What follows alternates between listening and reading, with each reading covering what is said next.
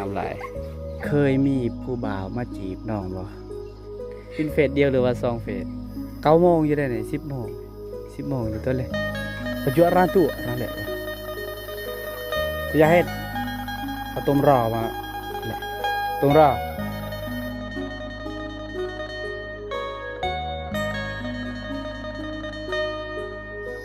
น้ำหลายทุกคนเลยเอาทุกคนเลยสบายดีทุกคนเลยสบายดียามตอนเช้านะ11 โมงตอนนี้ไอเคก็ได้เดินทางมาที่หมู่บ้านนี้คือเก่าทุกคนนะไอเคจอดรถพูดอยู่พุ่นเลยอยู่ทงหน้าเขาเจ้าเพราะว่าฝนตกนะทุกคนแต่ตอนนี้ก็ได้มาหอดห้วยจุดนี้คือเก่าทุกคนเลยนะเบิ้งนะทุกคนเบิ้งเส้นทางนี่นั่นคือเสียงน้ำได้ทุกคนเสียงน้ำห้วยเพราะว่าฝนตกน้ำมากำลังมาเลยตอนนี้โอ้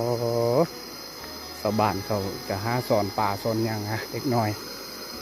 ฮะเละเปาะเอ้ยโอ้มีบอลไป่บ่วะนี่บ้านำนี่แหละทุกคนเลยขนาดว่าฝนตกซ้ำนี่ได้ทุกคนถ้าว่ามันตกแห้งกว่านี่ไอ้ที่สิบาเลยได้ว่าฮอดพี่เลยนำนะโอ้ทางพุ่นเขาเจ้ากวาดเอาเฮ็ดด้วยด่างกวาดนั่นแหละชาวบ้านไปหาอยู่หากินแบบนี้แหละทุกคนเลยนะโอ้มันที่ตื่นคนใดไอ้ที่สีลองไปบ้างนะ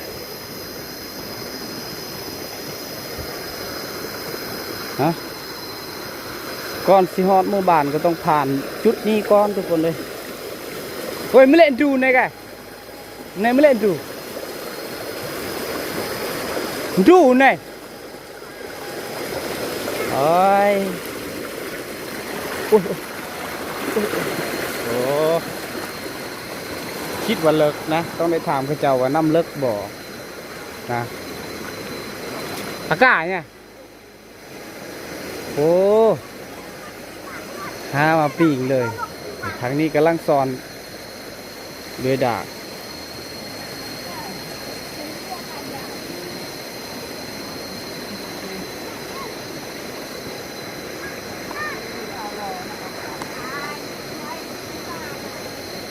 วิถีชีวิตชาวบ้านเพิ่นหาอยู่หากินในช่วงฤดูฝนนี่แหละทุกคนเลยโอ้อากาศยาวโอ้ยเละเปาะเลยอายุแรกโอ้ย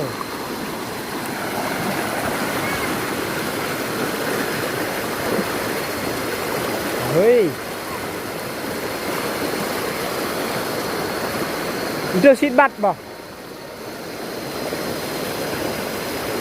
เอาเปาะยวงจงnày cái lệ được kìa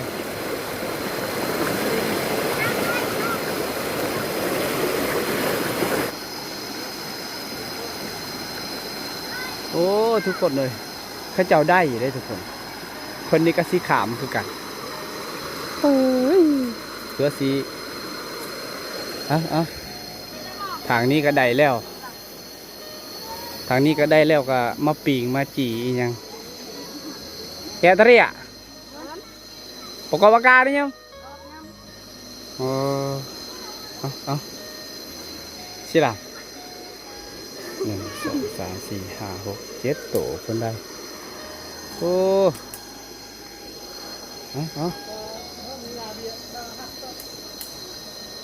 ทุกคนเลยนี่แหละโอเคกับพอได้เปียกทรงแน่หน่อยนึงกำลังย่างเข้าหมู่บ้านคือเก่าทุกคนมองเก่ามองเดิมจุดนี้นะนี่แหละ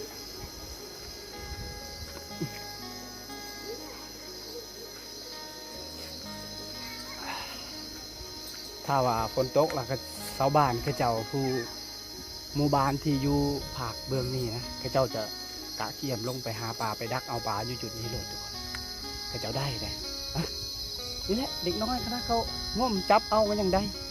ป่ามันขึ้นมาแต่น้ำเสห้วยนี่ก็จะเทียบกับน้ำเสความใหญ่ เมื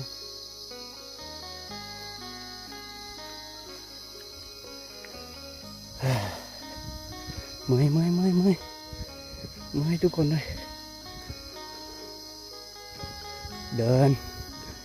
ดินทางลุยคนเดียว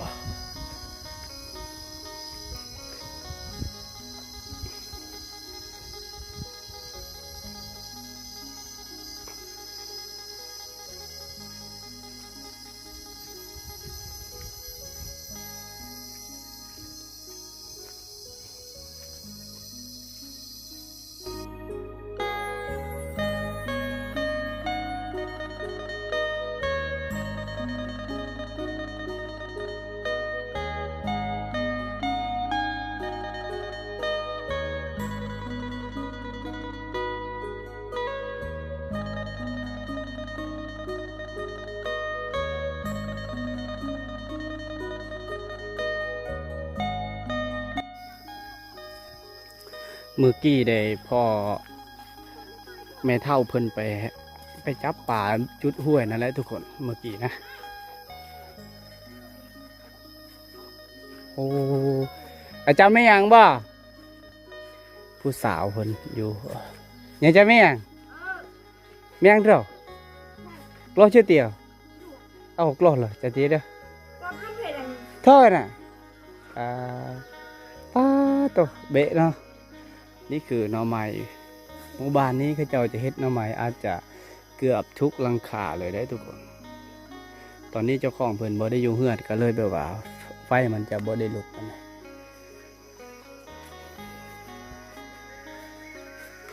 ดน่าก็สอ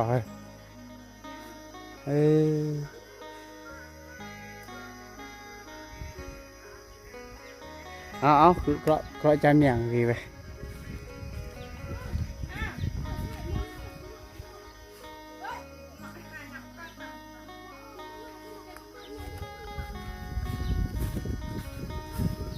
โอ้ตู้ลำไยเต็มเลยทุกคนลำไยข้าเจ้าเต็มเลยปีนี้เป็นปีที่กกลำไยหรือว่าหมากลำไยกำลังดกเลยอีกอย่างเดือนหนึ่งหรือ2 เดือนสิได้กินนะตอนนี้ก็จะเข้าหมู่บ้านแล้วนะทุกคนนี่แหละตามนี้แหละ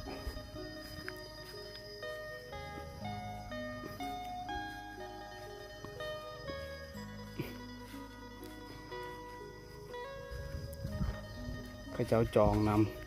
เป็นห้องผู้ติดเฮือนแล้วมันจะเป็นหนองเราจะคลองเฮือนก็จองเอานะจองทิ่ม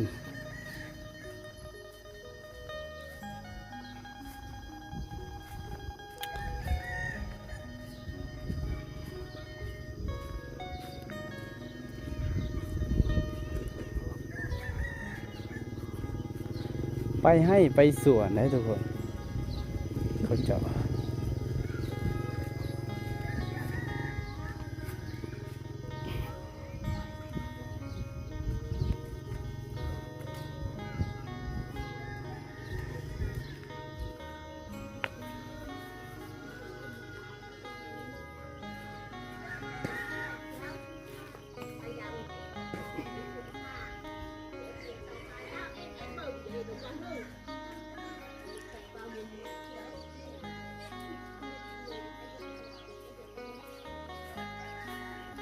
โอ้ยได้พอผู้สาวระวังทางโอ้ยเอาบ่ไปเลยก็แต่งตัวบ่แต่งตัวงามเอาบ่ไปเลยไหนจะไม่ยังบ่อามอนโปรนแทนเพิ่มอามอนเมื่อกี้โปรนแทนไปกล้องแมงบนดงเลยนะจะเตี้ยเลยนะเมื่อกี้โปรนแทนอาจจะแมงกันเลยเขางามหลาย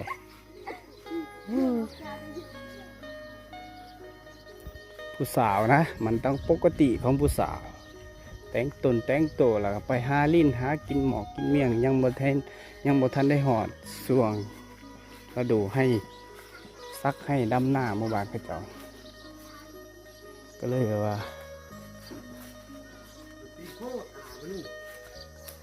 เราก็จอดปรึบๆนะ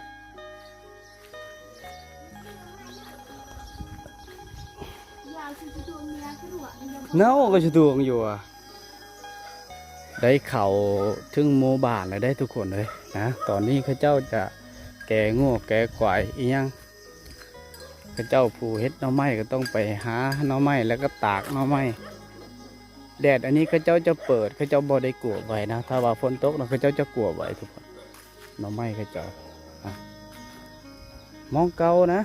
มันเป็นมองเก่ามองเดิมทุกคนมองนี้แหละข้าเจ้าได้แก้งัวแก้ควายไปตามนั่นแหละทุกคนเฮ้ย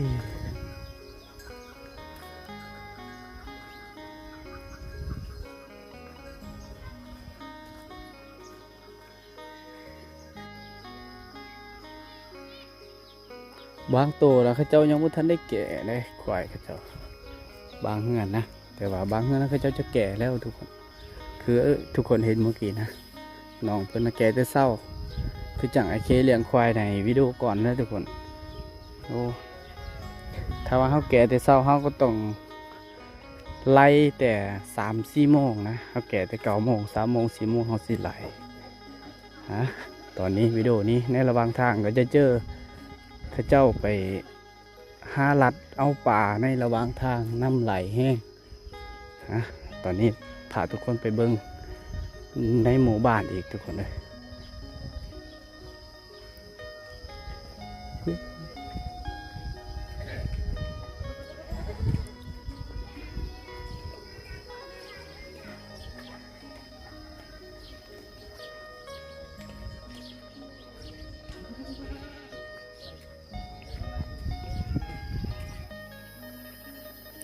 ข้าเจ้านี่ไปใส่เจ้าไปเลี้ยงงูเอาอีหยัง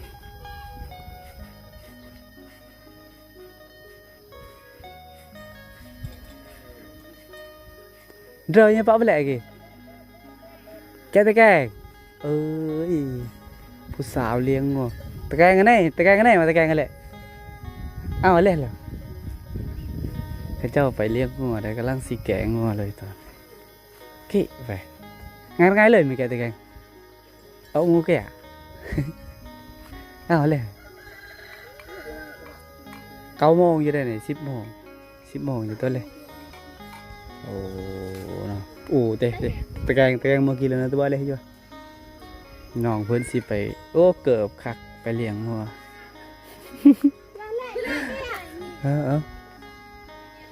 น้องเพิ่นสิไปเลี้ยงงัวทุกคน4 โต 5 โตนะกำลังสิ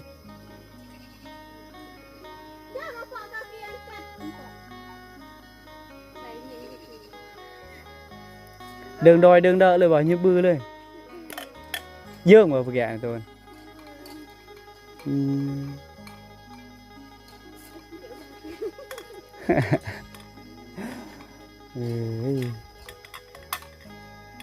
หรือเวเฮดาเดินจ่าบาเลย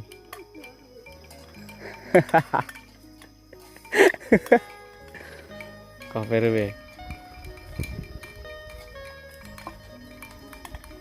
กำลังแก่งัวเลยไปเลี้ยงงัวได้ทุกคนนี่แหละทุกคนเลยตอนเศร้านะเขาจะไปเลี้ยงงัวไปนั่นไปนี่ทุกคนเลยบางคนจะไปหาหน่อใหม่อย่างนี่แหละ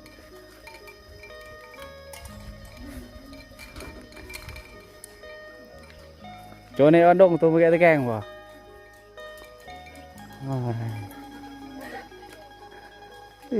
กกสีดากกมาสีดาเขาเจ้ากำลังเป็นมากเลยตอนนี้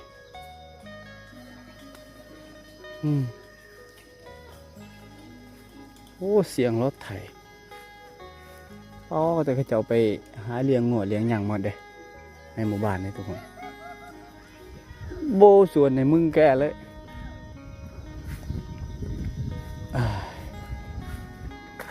ไปเบิ้งหน่อไม้ได้ถามว่ามีหน่อไม้สิไปเบิ้งหน่อไม้เขาเจ้า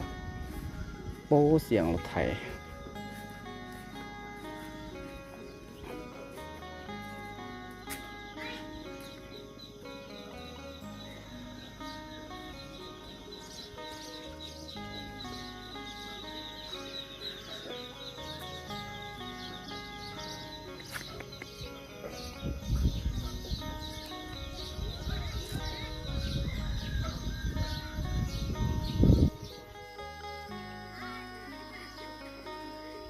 น้องเพิ่นมาแต่ตักน้ำได้ทุกคนเออ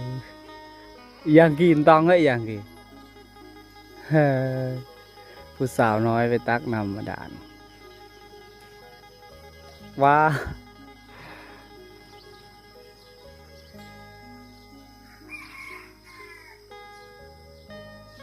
นี่คือเขื่อนหนองเพิ่นนะ ตอนนี้หนองเพิ่นกำลังสิขึ้นเลย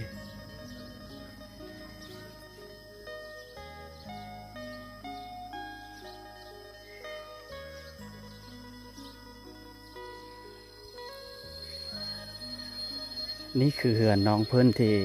ไอเคถ่ายหนองเพิ่นมาแต่ตักน้ำเมื่อกี้ได้ทุกคน นี่คือหนองเพิ่นโอ้ปิดเพลงเนี่ยปิดเพลงเนี่ยโอ้ทุกคนเลยปัดเพลงปัดเพลงตอนนี้น้องอายุจักปีไอสิถามมาเด้อวันนี้ ตอนนี้จักปีแล้ว 3 โอ้13ก็เป็นสาวได้แหละได้ทุกคนเลย13 ปีนี่คือน้ำน้องเพิ่นเอาลงมาเดี๋ยวสักครู่นะไอเคจึงกินน้ำตอนนี้น้องอยู่เฮือนกับไผคนเดียว ตัวเดียว อยู่คนเดียวเนาะ อะไร ฮะ เออ เจ้าเอิญไปปิดเอามักม่วงเขาเจ้าว่าปป่วยเนาะอยู่คนเดียวเนาะโอ้ตอนนี้น้องยังโสดบ่หรือว่ามีแฟนแล้ว โสด เนอะยังโสด13 ปีนะลิ้นเฟสบ่ได้ลิ้นจักเฟสลิ้นเฟสเดียวหรือว่า2 เฟส มานำ มานำเนาะได้ลิ้นเฟสเดียวทุกคนหึ ยอดจะพานนี่เว้ย โอ้ยผู้น้องยังโสดทุกคนเลยเคยมีผู้บ่าวมาจีบน้องบ่ เออ บ่มีเลยเนาะบ่มีผู้บ่าวมาจีบเลยทุกคนเลยโอ้ย13 ปีถือว่ายังอ่อนเลยทุกคนเลยเคยคิดอยากมีแฟนบ่แต่ละครั้งบางทีอะบ่ คือคนอื่นไหนเห็นในคลิปเขาเจ้า13 ปีเขาเจ้ามีลูกแล้วบางคนผู้หญิงผู้สาวบางคนน้องน่ะยังบ่พร้อมเนาะถ้าว่ามีผู้ชายสิมาฮักมาขอน้องสิพร้อมบ่โอ้ยสุดยอดเลยน้องเพิ่นยังบ่คิดสิมีแฟนมีผัวนะทุกคนยังอยากอยู่นะเมื่อเช้านี้น้องกินอาหารหยัง กินหน่อไม้มีวิตามินเลยทุกคนเลยน้ำหนักจักโล แต่ดังเออตัดตี ประมาณ40อาสิฮอด30ปลายนั่นแหละทุกคนโอ้อาบน้ำเซหรือว่าอาบน้ำอะไรอย่างอาบน้ำเซบ่น้ำเซน้ำขุ่นได้ตอนนี้น้องเพิ่นอาบน้ำเซนะ กำลังขุ่นเลยน้ำตอนนี้ทุกคนสาวหน่อยบานป่าในชนบทเฮานี่แหละทุกคนเลยนะ13 ปีก็เป็นสาวแต่น้องเพิ่นยังบ่พร้อมว่าสิมีแฟนมีหยังเนี่ยน้องเพิ่นก็รู้สึกว่ายังน้อยนะทุกคนถ้าว่ามีคนเบิ่งคลิปอายนะมีคนสิขอเฟซขอหยังน้องให้บ่ อ๋อ ให้เนาะโอเคน้องให้อนุมัติให้อายให้เฟซได้ทุกคนถ้าว่ามีคนไทยบางคนน้องคนนี้งามสิลิ้นน้ำแต่อายสิให้เลยเด้อทุกคนเลยนี่แหละทุกคนเลยไอเคได้ถามน้องเพิ่นเล็กๆน้อยๆนะไอเคก็เป็นคนที่ถามผู้สาวบ่ค่อยเก่งปานใดขอบใจเด้อน้องเด้อมีแฟนงามเด้อเดี๋ยวสิย่างไปจุดนี้ทุกคนบ่ตาลห่อมาไหมบ่ปู้ก็ดาวติ๊กต็อกห่อตาลห่อ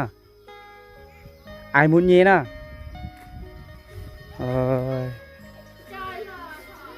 เอาตาลเลยเอาตาลเลยโอ้ยอย่าเบะเลยฟังเพลงไปนำตามหูกไปนำทุกคนส่วนทางนี้นอน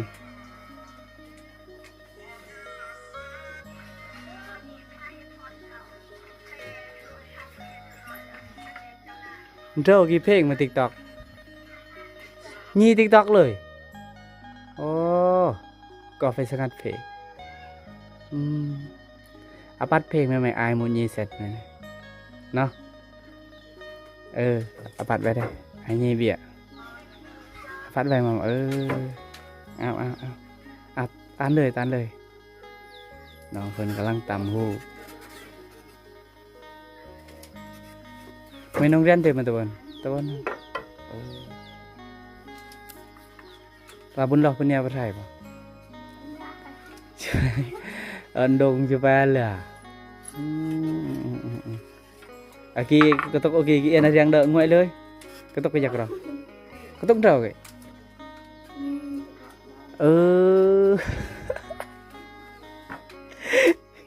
kỹ vậy gọi vào yang dak ome in nguaiเลยya kang โอ้ยทุกคนเลยไอ้เคคิดว่าน้ำกินแน่นี่ อันนี้ก็เป็นของสำคัญกันแต่หอมเดี๋ยวแต่ชิโร่กูตะโทรแต่แม่ที่ล่ะนี่แหละทุกคนเลยอยู่บ้านบ่ได้ออกให้ออกสวนก็เลยตำหูเฮ็ดสิ้นนะทุกคนโอ้กระสวยบาทปุ่งเหรอ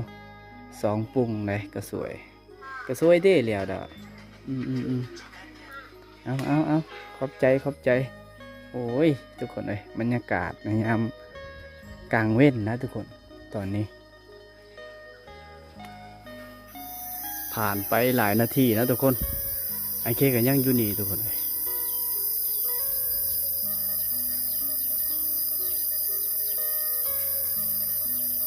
โอ้หนองเพิ่นกำลังตากหน่อไม้เลยหน่อไม้แห้งหมดแล้วตัวนั้นแล้วก็หน่อไม้แห้งกะซีเอาเก็บไว้นะเก็บไว้ขาย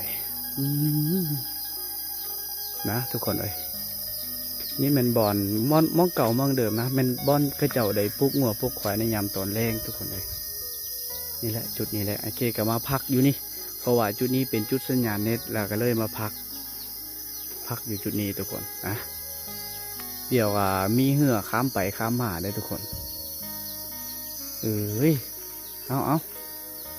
นะสิมาพักอยู่นี่บึดนึงคนเขาเจ้าบ่หลายส่งกลางเว้นนะทุกคนมักกะต่อโอ้แ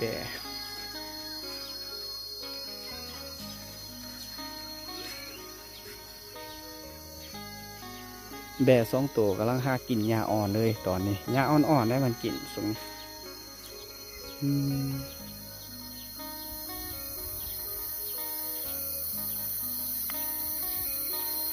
นี่ไอเคก็มาพักอยู่นี่หลายชั่วโมงพักอยู่นี่แล้วทุกคนเพราะว่าจุดนี้เป็นจุดสัญญาณ 4G 5G ก็มีนะอยู่นี่พักอยู่นี่เลยยังอยู่บ้านนี่เลยทุกคนในระหว่างทางก็จะเจอเขาเจ้าหาป่าหาอย่างนะ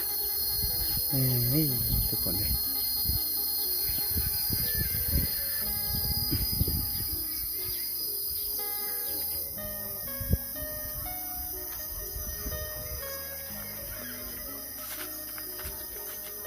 ทุกคนเลยนี่แหละ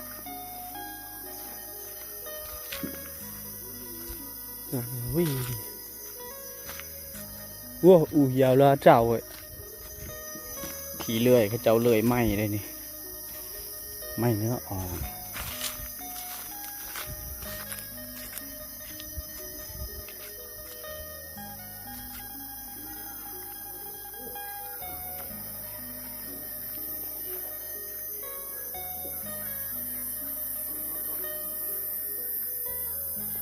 กลางหมู่บ้านเลยมักฮุงดกตอนนี้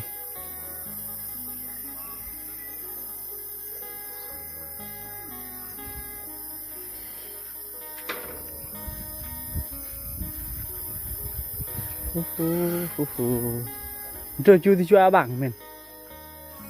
แต่นัวเลยโอ้ยตูนเฮิมเหมือนกันมาที่หาหน่อไม้ก็เจ้าหาเลยเห็ดเลยเด้อนี่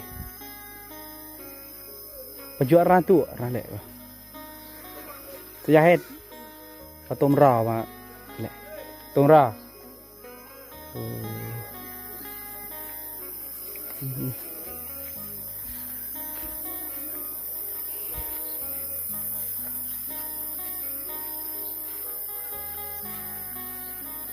น้องเพิ่นมาแต่หาหน่อไม้เมื่อกี้ได้ทุกคนนี่แหละ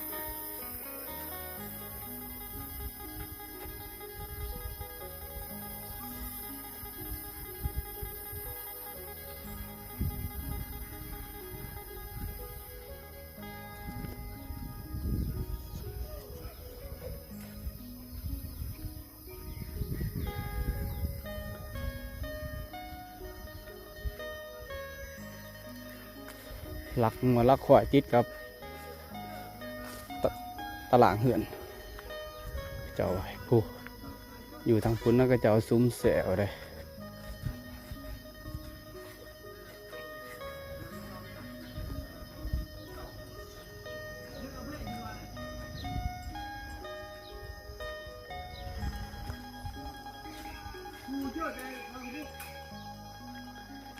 ถ้าว่าแดดแห้งก็จะตากแบบนี้ง่ายกว่าทุกคนมันจะแห้งไว้จะเอาตอนแรกมันสิแห้งรุดดิ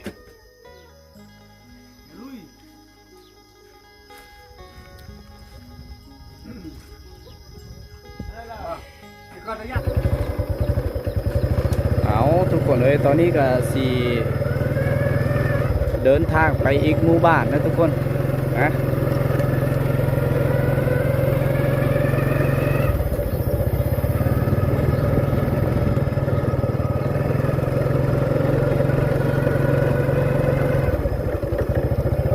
มันก็เป็นหมู่บ้านที่เคยมาและทุกคนเลยในช่วงฤดูนี้นะไอ้เคสิพาทุกคนไปเบิ่งช่วงฤดูนี้ว่ามันหมดหรือบอนะโอ้ยผู้สาว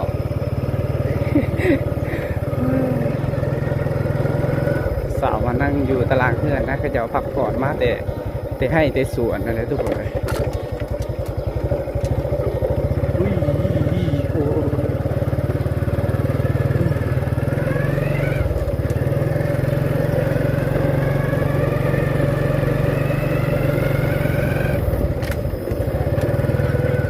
จ่ายเลยเอ้ย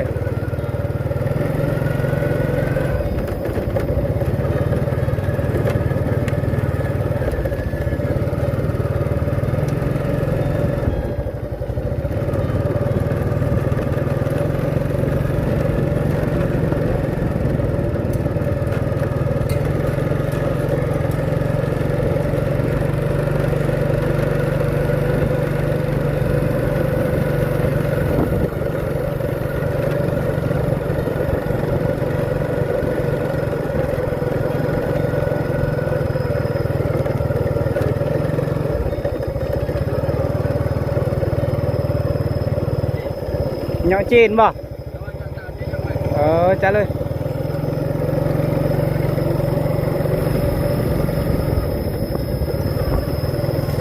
โอ้นี่คือเส้นทาง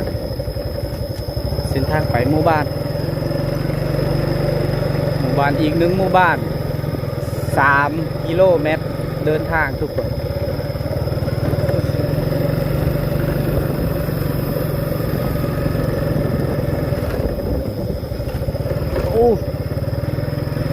เดี๋ยวนี้คือหัวมันต้นเลย